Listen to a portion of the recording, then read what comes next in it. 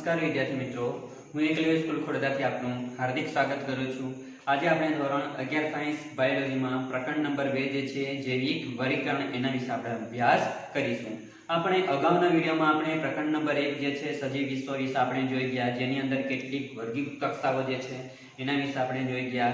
એની અંદર આપણે કેરોલસ નિલિયસ જે છે કે પછી આખું વર્ગીકરણ જે છે કઈ રીતે કરવામાં આવે છે, હવે જ્યારે વૈજ્ઞાનિક નામકરણ કરવામાં આવે છે એના માટેના કેટલાક સાર્વત્રિક નિયમો હતા એના વિશે જોઈ ગયા અને વર્ગીકરણ માટેની કેટલાક ચડતા ક્રમમાં એવા કયા કયા બાબતો જે છે ધ્યાનમાં લેવામાં આવે છે એ બાબતો આપણે જોઈ ગયા છે। तो हवे आपणे आजे जैविक वर्गीकरण जे छे एमां प्रकरणनी आपणे शुरुआत करीए। ज्यारे मानव संस्कृतिनो प्रारंभ थयो त्यारथी ज वर्गीकरण जे छे ए करवुं खूब ज जरूरी, एटले के वर्गीकरण करवामां आव्युं, एटले के धीरे धीरे जेम जेम जेम जेम मानव संस्कृतिनो प्रारंभ थतो गयो तेम तेम एनुं वर्गीकरण जे छे करवामां आव्युं हतुं। हवे आ जे वर्गीकरण जे छे ए खास करीने सौप्रथम जे छे ए एरिस्टोटल जे हतो, एरिस्टोटल नामनो जे वैज्ञानिक हतो जेणे बायोलॉजीना पिता तरीके पण ओळखवामां आवे छे, એટલે કે જીવ વિજ્ઞાનના પિતા તરીકે એરિસ્ટોટલને ઓળખવામાં આવે છે। તો આજે એરિસ્ટોટલ જે હતો એણે સૌપ્રથમ વર્ગીકરણ માટેના કેટલાક નિયમો જે છે કે વર્ગીકરણ કરવાની એણે સૌપ્રથમ શરૂઆત કરી હતી। જ્યારે એરિસ્ટોટલે જ્યારે સૌપ્રથમ જ્યારે શરૂઆત કરી ત્યારે એણે શરૂઆત કરી ત્યારે વનસ્પતિનું જ્યારે વર્ગીકરણ જ્યારે કર્યું એણે ત્યારે એણે છોડ છે, ક્ષુપ છે કે વૃક્ષ છે એવી ત્રણ બાબતોમાં એને વર્ગીકરણ કર્યું હતું। જ્યારે પ્રાણીઓ જે છે એ પ્રાણીઓને જ્યારે વર્ગીકરણ કર્યું ત્યારે લાલ રંગનું રુધિર ધરાવતા કેટલાક પ્રાણીઓ અને બીજા એવા પ્રાણીઓ કે જેમાં રુધિર જે છે લાલ રંગનું ધરાવતા નથી અથવા હોતું નથી, એ રીતે એમાં પ્રાણીઓમાં એને વર્ગીકરણ કર્યું હતું। અને ત્યાર પછી જે કેરોલિયસ નામનો જે વૈજ્ઞાનિક જે હતો એ આપણે ભણી ગયા આગળ કે જે કેરોલિયસ નામનો જે વૈજ્ઞાનિક જે હતો એને બે સૃષ્ટિ આપી હતી, એક તો વનસ્પતિ સૃષ્ટિ હતી અને બીજી પ્રાણી સૃષ્ટિ હતી। હવે આ જે વનસ્પતિ સૃષ્ટિ છે અને પ્રાણી સૃષ્ટિ છે અહીંયા સુધી તો આપણે પહોંચી ગયેલા અને કેટલાક જે વૈજ્ઞાનિકો જે છે વૈજ્ઞાનિકો અહીંયા સુધી વર્ગીકરણ કર્યું હતું। હવે છતાં પણ આ જે છોડ છે, ક્ષુપ છે, વૃક્ષ છે કે પછી લાલ રંગનું રુધિર ધરાવતા કે પછી બીજા ધરાવતા લાલ રંગનું રુધિર ધરાવતા નથી એવા કેટલાક જે પ્રાણીઓ જે છે એવી બાબત જે છે સામાન્ય કેટલીક જે બાબતો જે છે મુખ્યત્વે ખોરાક કે પછી રહેઠાણ કે પછી આશ્રયના સ્થાનોને આધારે આ બધું વર્ગીકરણ જે છે વર્ગીકરણ કરવામાં આવ્યું હતું। હવે જેમ જેમ વર્ગીકરણની કક્ષાઓ જે છે કે પછી જેમ નવા સજીવો અસ્તિત્વમાં આવતા ગયા તેમ એની કેટલીક જે જટિલ જે બાબતો જે છે કે પછી જટિલ એવા લક્ષણો જે છે એ લક્ષણો પણ જાણવામાં અભિરુચિ ધરાવતા હતા। तो खास करीने आमा जे કેટલીક જે બાબતો જે છે એ બાબતો વનસ્પતિ સૃષ્ટિ છે, પ્રાણી સૃષ્ટિ જે છે એમાં ખાસ કરીને આ બે બાબતો જે છે એમાં કેટલીક બાબતો કેટલાક લક્ષણો જે છે એના સાથે તાલમેલની સાંધા હતા અથવા કયા સજીવને કયા જૂથમાં મૂકવું એવી કેટલીક જે બાબતો જે છે એ બાબતો અધૂરી રહેતી હતી। જેમ કે જે સજીવ જે છે એ સજીવ મુખ્યત્વે આદિકોષ કેન્દ્રિક કોષ ધરાવતો સજીવ છે કે પછી સુકોષ કેન્દ્રિક કોષ ધરાવતો સજીવ છે। त्याने बीजी बाबत बीजું लक्षण હતું કે સજીવ જે છે કોષીય સજીવ છે કે પછી બહુકોષીય સજીવ છે। અને ત્રીજું જે લક્ષણ જે છે જે સજીવ જે છે પ્રકાશ સંશ્લેષી જે છે પ્રકાશ સંશ્લેષી કરતું સજીવ છે તે પછી બીજું અપ્રકાશ સંશ્લેષી કરતું સજીવ છે। એટલે કે એવી કેટલીક જે બાબતો જે છે એ બાબતો મુખ્યત્વે આ લક્ષણો ખાસ જ્યારે આગળનું વર્ગીકરણ જે કરવામાં આવ્યું હતું એમાં એનો સમાવેશ કરવામાં આવતો નહીં હતો।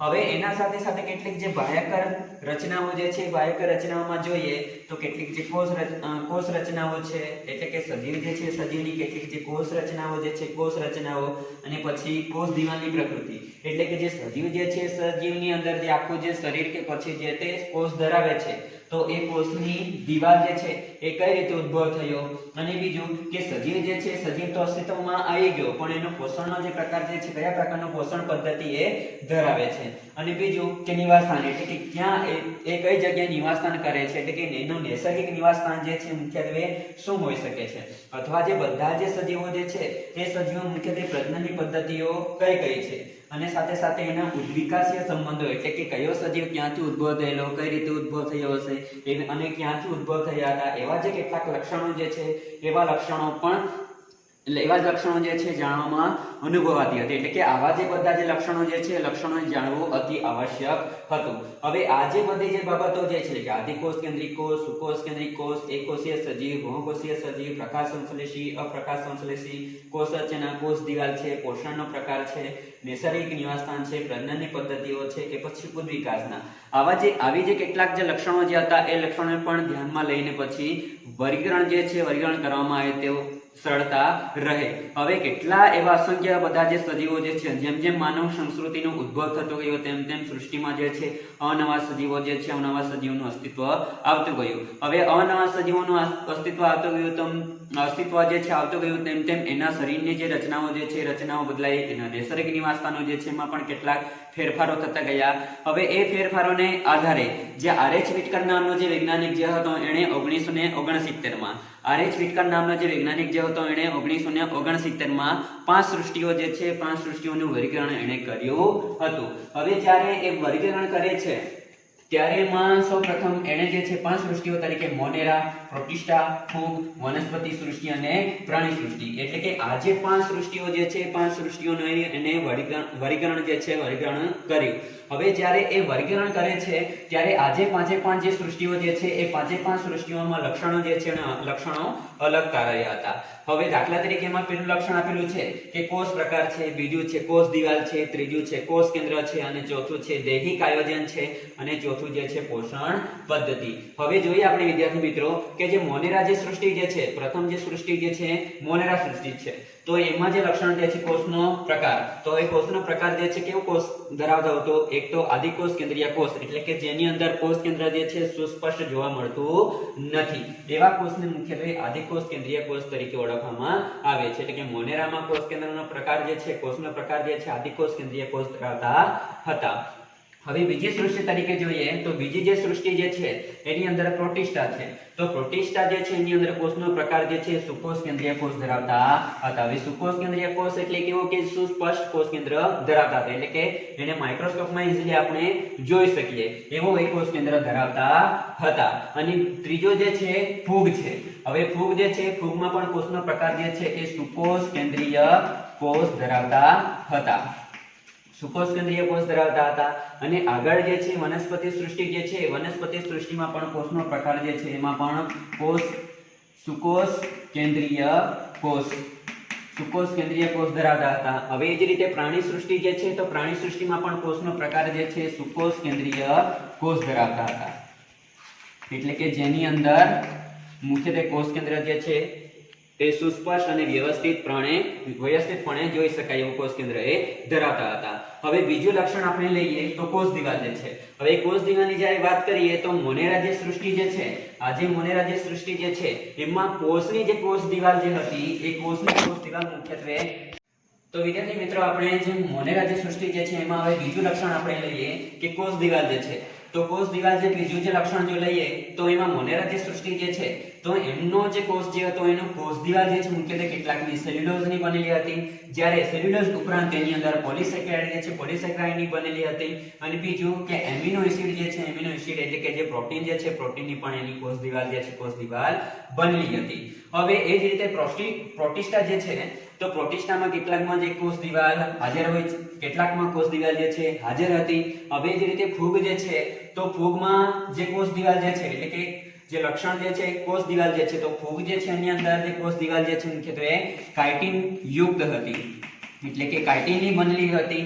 જ્યારે વનસ્પતિ સૃષ્ટિ જે છે તો વનસ્પતિ સૃષ્ટિમાં જે વનસ્પતિઓનો જે સમાવેશ થાય છે એની જે દિવાલ જે છે મુખ્યત્વે સેલ્યુલોઝની બનેલી હતી, એટલે કે સેલ્યુલોઝ એ યુક્ત હતી. અને પ્રાણી સૃષ્ટિ જે છે તો પ્રાણી સૃષ્ટિની આપણે વાત કરીએ તો પ્રાણી સૃષ્ટિ જે છે પાંચમા નંબરની જે સૃષ્ટિ જે છે એમાં પ્રાણી સૃષ્ટિમાં જે કોષ દિવાલ જે છે મુખ્યત્વે ગેરહાજર હોય છે, એટલે કે આપણા જેવા ઉચ્ચ કક્ષાના કેટલાક જે માનવો જે છે સજીવો જે છે એની અંદર પ્રાણી સૃષ્ટિમાં જેનો સમાવેશ થાય છે એમાં મુખ્યત્વે કોષ દિવાલ જે છે ગેરહાજર જોવા મળે છે.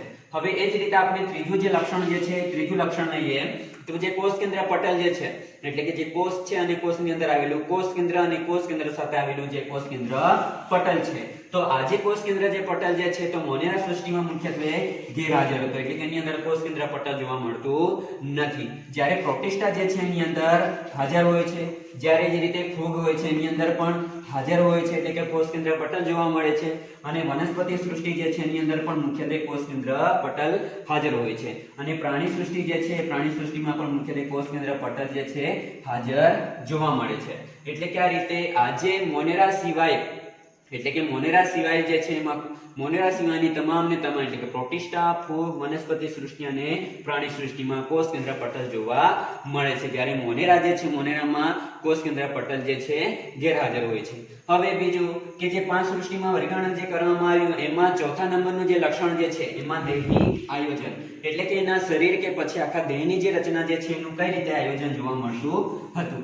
તો મોનેરા જે છે એ મોનેરામાં એનું દૈહિક આયોજન જે છે મુખ્યત્વે કોષીય સ્વરૂપે જોવા મળે છે. જ્યારે પ્રોટિસ્ટા જે છે એ પ્રોટિસ્ટામાં એનું દૈહિક આયોજન જે છે કોષીય સ્વરૂપે જોવા મળે છે. અને બીજું કે જે ફૂગ જે છે તો ફૂગમાં એનું દૈહિક આયોજન જે છે એ બહુકોષીય અથવા શિથિલ.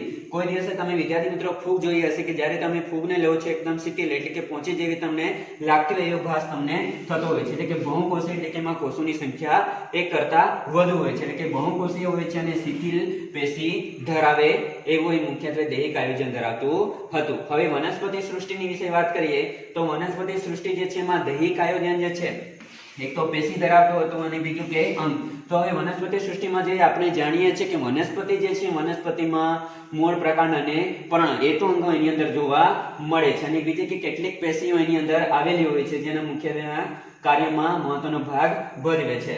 અને એ જ રીતે પ્રાણી સૃષ્ટિ જે છે પ્રાણી સૃષ્ટિમાં પણ મુખ્યત્વે પેશી, અંગ અને અંગ તંત્ર, એટલે કે એની અંદર દૈહિક આયોજન જે છે પેશી, અંગ અને અંગતંત્ર મુખ્યત્વે ધરાવે છે. હવે છેલ્લું જે લક્ષણ જે છે એ છેલ્લું લક્ષણ જોઈએ આપણે જે પોષણ પદ્ધતિનો જે પ્રકાર જે છે, એટલે કે મોનેરા, પ્રોટિસ્ટા, ફૂગ, વનસ્પતિ સૃષ્ટિ અને પ્રાણી સૃષ્ટિ.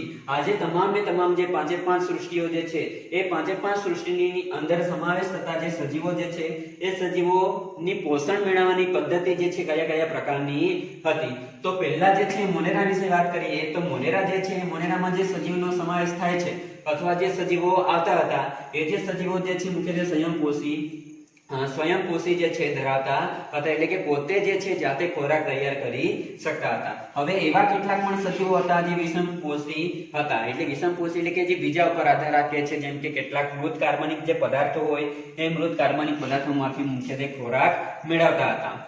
હવે બીજી જે સૃષ્ટિ જે છે એના વિશે વાત કરીએ. જો પ્રોટિસ્ટા જે છે એ પ્રોટિસ્ટામાં પણ મુખ્યત્વે સ્વયંપોષી હતા, એટલે કે એની અંદર પણ મુખ્યત્વે ખોરાક જે છે જાતે બનાવી શકતા હતા. અને બીજું કે જે પોષણ પદ્ધતિમાં આગળ જોઈએ તો ફૂગ જે છે તો ફૂગમાં પણ જોઈએ તો ફૂગ જે છે હવે વિષમપોષી છે, એટલે કે આપણે જોઈએ તો ફૂગ જે છે આપણને કેટલાક સડતા કાર્બનિક જે પદાર્થો જે છે પદાર્થો પર મુખ્યત્વે અગ્નિ નીકળતી જોવા મળે છે, એટલે કે મુખ્યત્વે બીજા પદાર્થો પર આધાર રાખતા, એટલે કે મૃતોપજીવી કે પછી પરોપજીવી સ્વરૂપે મુખ્યત્વે એની પોષણ પદ્ધતિ ધરાવતા હતા.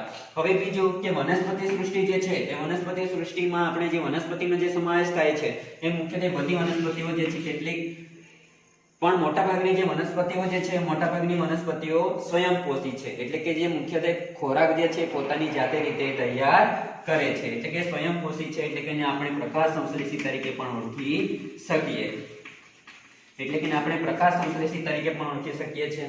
હવે જે રીતે જે પ્રાણી સૃષ્ટિ જે છે એ પ્રાણી સૃષ્ટિની આપણે વાત કરીએ તો પ્રાણી સૃષ્ટિમાં જે બી બધા જે સજીવો જે છે એ સજીવોમાં પોષણ પદ્ધતિનો જે પ્રકાર જે છે મુખ્યત્વે વિષમપોષી છે.